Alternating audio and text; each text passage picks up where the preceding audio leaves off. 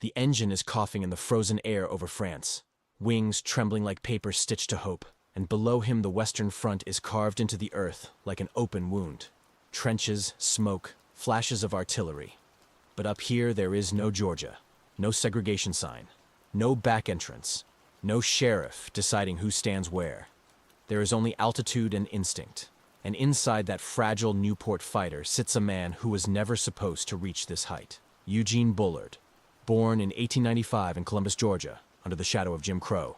And before this aircraft banks into the sun, stay with this story, because by the end, you will understand how a boy who fled racial terror became the first black combat pilot in history, flew missions in World War I, was decorated by France, and still returned home to a country that refused to let him wear its wings.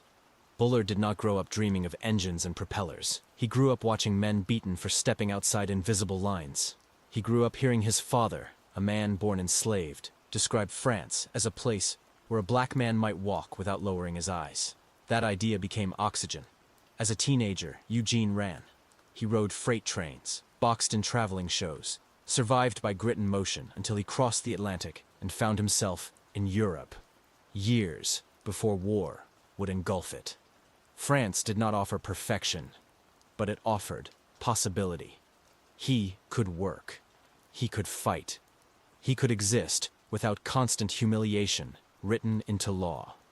When Germany invaded in 1914, he enlisted in the French Foreign Legion, stepping into trench warfare where mud swallowed boots and artillery erased entire units in seconds. At Verdun in 1916, one of the most relentless battles in modern history, he fought until shell fragments ripped into him and left him badly wounded. Many never rose from that battlefield. He did, scarred, limping, alive. Survival changed his trajectory. While recovering, he volunteered for aviation. Not because it was glamorous, but because it was open. The French air service was still shaping itself, training men to fly machines that seemed barely stronger than the wind pushing against them. No parachutes, no guarantee of landing. Just wood frames, fabric skin, and synchronized machine guns cutting through propeller arcs. In 1917, he earned his pilot's brevet and climbed into combat. The first time he pushed the throttle forward alone, the ground must have felt very far away. And not just physically. French military archives confirm he flew multiple combat missions in 1917 and 1918. His precise tally of aerial victories remains debated, as early record-keeping was inconsistent. But there's no question he engaged enemy aircraft. Imagine seeing a dark speck against the clouds, diving toward it, knowing the other pilot sees you too. Both of you calculating speed and angle in seconds that decide whether you live or burn. In that sky, bullets did not discriminate. Courage did not segregate. France decorated him for his service. Then the United States entered the war. American aviation units began forming under the U.S. Army Air Service. Bullard, already a combat pilot, sought transfer. He had the flight hours. He had the scars. He had proven himself in the most unforgiving arena imaginable. The War Department refused him. Segregation barred black men from flying in American aviation units. The same nation that proclaimed democracy abroad would not allow him into its cockpit. He had crossed an ocean to escape racial confinement, only to discover it waiting in uniform. He continued flying for France until a disciplinary dispute late in the war ended his combat aviation career. When the guns finally fell silent in 1918, he remained in Paris, where the 1920s bloomed with jazz and reinvention. Black American artists found refuge there. Bullard opened a nightclub that became part of that expatriate world, a place where music drowned out memory and identity felt less confined. In Paris, he was known as a veteran and a businessman. History did not rest. As Nazi Germany rose in the 1930s, he reportedly assisted French intelligence by listening carefully to German patrons in his club. When war erupted again in 1939, he fought once more for France, was wounded during the 1940 invasion, and barely escaped as the country fell. Twice, he had risked his life for a nation not his own. He returned to the United States, quietly. The first black combat pilot in history worked as an elevator operator in New York. He stood inside a narrow steel shaft, pressing buttons, lifting strangers between floors, while few knew he had once maneuvered through anti-aircraft fire at 10,000 feet. The sky had once belonged to him, Now he moved in measured vertical lines. France honored him with the Croix de Guerre and later the Legion of Honor. America remained largely silent. He died in 1961. In 1994, the U.S. Air Force posthumously commissioned Eugene Bullard as a second lieutenant, a long-delayed acknowledgement of what history had already recorded. Before the Tuskegee Airmen, before integration, before the official narrative expanded. A black American had already flown in combat. His story is not just about being first. It is about contradiction. A country fighting tyranny overseas while enforcing racial hierarchy at home. A man who found equality in the sky long before he found recognition on the ground. Picture him again in 1917, wind tearing past his goggles, enemy aircraft closing in, the engine vibrating like a heartbeat under his hands. Up there, no one could deny him altitude. No one could tell him to step aside. He proved the sky had no color line. It was the earth that drew it. The wind over the Western Front did not remember where he was born, but the uniform he hoped to wear did. And in 1917, when the United States officially entered World War I, the contradiction sharpened like a blade. A black man who had already flown combat missions, already faced German fighters in the clouds, already earned decorations from France, now stood before American officers asking to serve under his own flag, and was told no. The rejection was not about skill. It was not about training. It was policy. The U.S. Army Air Service was segregated before it was even fully formed, and aviation, elite, technical, symbolic, was reserved for white officers. Bullard had outrun Jim Crow across an ocean, but he could not outrun it across a desk. There is something uniquely cruel about proving yourself in the most dangerous arena imaginable and still being deemed unqualified by the country that raised you. French archives list his service. His brevet was real. His missions were real. The scars from Verdun were real. But the U.S. War Department saw race first and resume second. In the air above France, he was simply a pilot. On paper in Washington, he was not permitted to be one. So he continued flying for France until a disciplinary incident late in the war, reportedly following a confrontation that involved racial insult, led to his grounding. His combat aviation career ended not with a dramatic dogfight, but with paperwork. That detail matters. It reminds us that history is not always shaped by explosions. Sometimes it is shaped by quiet administrative lines. When the war ended in 1918, Europe celebrated its aviators as heroes of a new age. Flight had captured the public imagination. Newspapers glorified daring dogfights and mechanical bravery. Yet Eugene Bullard's name did not cross the Atlantic in triumph. Instead, he remained in Paris, where the 1920s became a refuge for black American artists, musicians, and writers, escaping the tightening grip of segregation at home. In that city, jazz clubs replaced trenches, and Bullard became part of a thriving expatriate world. He owned and managed nightclubs that hosted performers who would later define an era. Paris, for a time, felt like vindication, proof that his father's stories about France had not been fantasy. But history does not stay still. As the 1930s darkened and Nazi Germany expanded its reach, Bullard once again found himself pulled toward conflict. Accounts indicate he quietly assisted French intelligence, gathering information from German patrons who underestimated the black nightclub owner, listening to their conversations. When World War II erupted, he did not retreat. He fought again for France in 1940, was wounded during the German invasion, and escaped only after the country he had defended twice collapsed under occupation. Twice he had risked his life for France. When he returned to the United States, there was no parade waiting, no aviation unit ready to finally claim him. He worked ordinary jobs in New York, including as an elevator operator at Rockefeller Center. Think about the symmetry of that image. A man who once navigated the chaos of aerial combat, now guiding strangers between floors in silence. The sky had once demanded everything from him. The earth offered anonymity. France remembered. He received the Croix de Guerre. Later, he was awarded the Legion of Honor, one of France's highest distinctions. American military history largely overlooked him.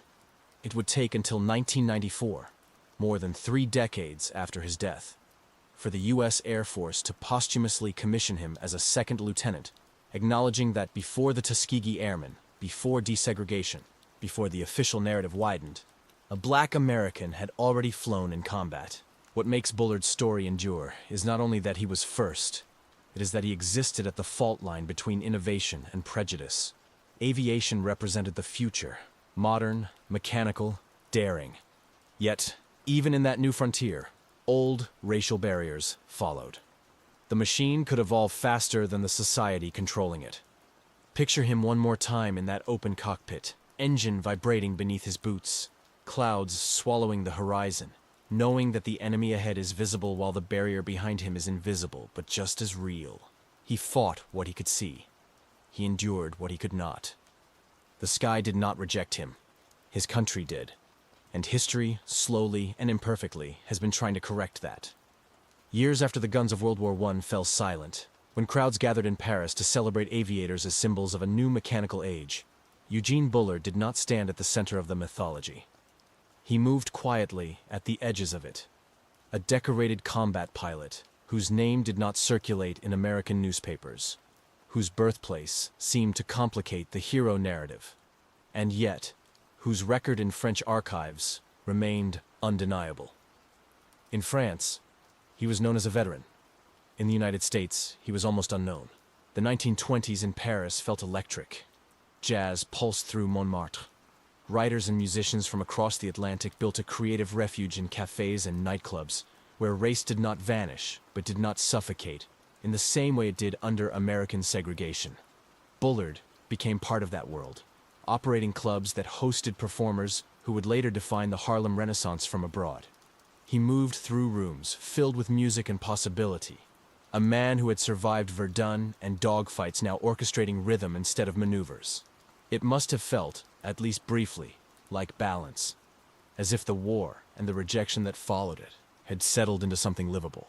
But history has a way of circling back to those who have already stood in its path. As the 1930s darkened and Nazi Germany expanded, Paris shifted from celebration to unease. Bullard, fluent in French and well-connected in nightlife circles, reportedly provided information to French intelligence by listening carefully to German officers who underestimated him. When war erupted again in 1939, he did not step aside. He once more joined France's defense, this time fighting on the ground during the German invasion of 1940, where he was wounded yet again. The pattern is striking. Whenever France was threatened, he answered. Twice he had bled for a country that was not his birthplace. When France fell to Nazi occupation, Bullard escaped through Spain and eventually returned to the United States. There was no homecoming parade, no aviation ceremony, no formal acknowledgement that the first black combat pilot in history had come back across the Atlantic. Instead, he built a modest life in New York, working ordinary jobs, including as an elevator operator. Imagine the compression of that journey, from open cockpit over the Western Front to a steel elevator shaft in Manhattan. From scanning clouds for enemy fighters to pressing numbered buttons for office workers. The sky had once demanded every ounce of his nerve. The earth asked him to be invisible. France did not forget him. He was awarded the Croix de Guerre and later the Legion of Honor. French officials publicly recognized his service. The United States military, by contrast, maintained silence for decades. Aviation history moved forward with names like Rickenbacker and Mitchell, while Bullard's story lingered in memoirs and scattered records, preserved but not amplified. He died in 1961. It was not until 1994 that the U.S. Air Force posthumously commissioned Eugene Bullard as a second lieutenant, a symbolic correction that acknowledged what had long been documented before integration, before the Tuskegee Airmen trained at Tuskegee Army Airfield, before the American narrative expanded to include black aviators. Bullard had already flown combat missions in 1917. The recognition came too late for him to hear it, but it altered the record. When you trace his life from Columbus, Georgia, to Verdun, to the skies above France, to Parisian jazz clubs, to a quiet elevator in New York, you see more than a pioneer. You see a man living at the intersection of innovation and exclusion. Aviation was the future. Mechanical, daring, unconstrained by gravity. Yet even there, the social order tried to tether him. The machine evolved faster than the mindset governing it. The most enduring image is not only of him being rejected, nor of him receiving medals, But of that moment in 1917 when he pushed the throttle forward and lifted off alone, the ground falling away beneath him. History, unaware that it was witnessing a first. Up there, at altitude, he was not defined by American segregation or military policy. He was defined by competence, courage, and survival. He proved something before most of the world was ready to accept it, that the sky does not assign rank by race. Only nations do. And history, slowly, has been climbing to meet him there. By the time the Second World War ended and a new global order began to take shape, the world had changed in ways that would have seemed impossible when Eugene Bullard first gripped the controls of a Newport fighter in 1917. Yet his own place in that changing world remained strangely small, almost invisible, as if history had folded around him without fully acknowledging what he had already proven. Aviation had transformed from fragile canvas machines into roaring metal fleets. Air power had become decisive. The sky was no longer experimental. It was central to modern warfare. And still, the first black combat pilot in history lived quietly in New York, largely unrecognized by the country that had once refused him entry. In the decades after World War II, the United States slowly began confronting its own contradictions. Black veterans returned demanding equal rights. Segregation in the armed forces was formally ended in 1948 by President Truman's Executive Order 9981. The Tuskegee Airmen, once doubted, were acknowledged for their success. The narrative of American military history began to widen. Yet Bullard's name remained mostly absent from textbooks and commemorations. It was not that the records did not exist. French military archives documented his service. His memoir, The Black Swallow of Death, recounted his experiences. Historians of World War I aviation referenced him. But recognition requires more than documentation. It requires willingness. Bullard's later years were modest. He worked, raised a family, and lived without public fanfare. In 1959, when French President Charles de Gaulle visited New York, Bullard was invited to stand among decorated veterans as part of the honor guard. France, once again, remembering. Photographs from that day show him in uniform, medals pinned to his chest, acknowledged by the nation he had defended twice. The United States still had not formally corrected its omission. He died in 1961 and was buried in the French War Veterans section of a cemetery in the Bronx, a detail that feels almost poetic. A man born in the American South resting among French comrades in New York soil. Even in death, his story bridged continents. The official American recognition finally arrived in 1994 when the U.S. Air Force posthumously commissioned Eugene Bullard as a second lieutenant. It was an administrative act, a signature on paper. But symbolically, it did something larger. It inserted his name into the lineage of American military aviation. It acknowledged that the sky over France in 1917 had already held a black American pilot. Decades before, segregation fell within U.S. ranks. When you step back from the chronology and look at the arc as a whole, what stands out is not just the milestone of being first, but the resilience required to carry that achievement without validation. Bullard did not fly to make a political statement. He flew because he could, because France gave him the opportunity, because when war came, he volunteered. His breakthrough was not staged. It was earned in cold air above artillery fire. His life exposes the tension between innovation and prejudice at the dawn of the modern age. The airplane symbolized progress, speed, science, the conquering of gravity. Yet the society producing that progress still clung to racial hierarchy. Bullard's cockpit was a paradox, a space where merit mattered more than skin, controlled by institutions that insisted the opposite on the ground. And perhaps that is why his story resonates so deeply today. It reminds us that progress in technology does not automatically produce progress in justice. That a nation can lead the world in machinery while lagging behind in equality. That sometimes recognition trails reality by generations. Picture him one final time in 1917, lifting off from a French airfield, the engine straining, the earth shrinking beneath him. In that moment, history had not yet caught up. There were no monuments, no future commissions, no guarantees that anyone would remember.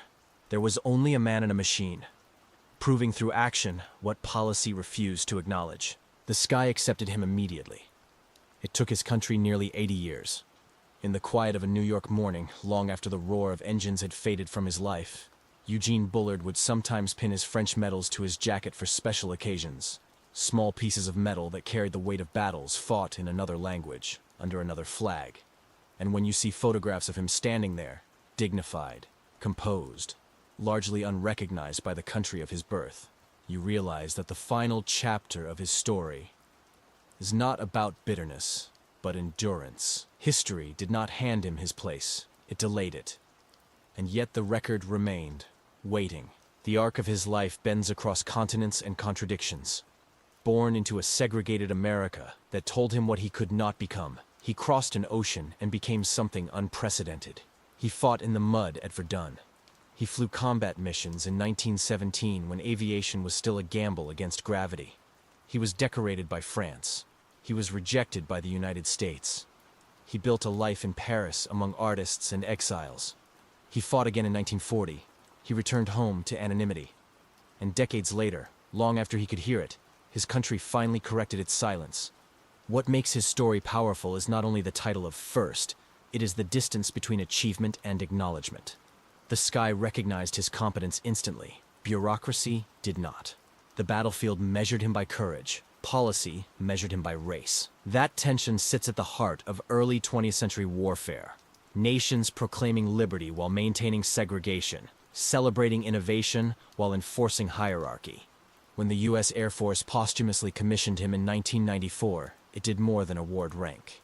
It quietly admitted that the narrative had been incomplete, that the history of American aviation began earlier and more diversely than many had been taught, that before integration, before formal recognition, a black American had already faced enemy aircraft and survived. And so the image that remains is not one of rejection, nor of the elevator shaft, nor even of medals pinned late in life. It is that moment in 1917 when the wheels left the ground and the machine lifted into open air. In that instant, no officer could ground him. No policy could confine him. He was exactly what he had trained to be, a combat pilot. He did not wait for permission to rise. He rose anyway, and in doing so, he altered the horizon, even if the world needed decades to notice.